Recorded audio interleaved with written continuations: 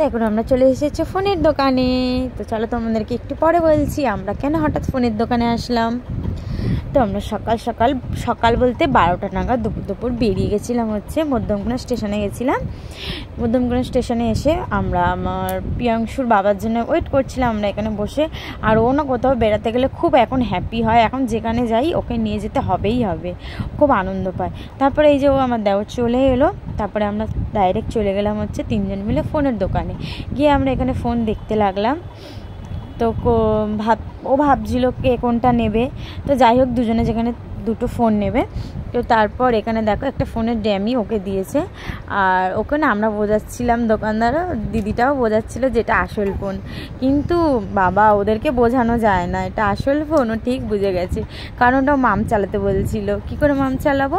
তো যাই হোক ওটা পেয়েও খুব খেলছিল ওখানে। তো তারপর এখানে চলে এলো ফোন, ওপো ফোন নিল। ফোনটা খুব সুন্দর, কালারটা জাস্ট আমার তো দারুণ লেগেছে। আর ফিচার সবই সুন্দর। দুজনে সেম ফোন নিয়েছে, কালারটা আলাদা। এই কালারটা দেখো, জাস্ট ওয়াও কালার। তোমরা দেখলে তোমরাও প্রেমে পড়ে যাবে, খুব সুন্দর কালার। এই যে কালারটা দেখো, অরেঞ্জ শেডের মধ্যে ডুয়েল টোন। কালারটা খুব সুন্দর, ক্যামেরা ফিচার সবই খুবই ভালো।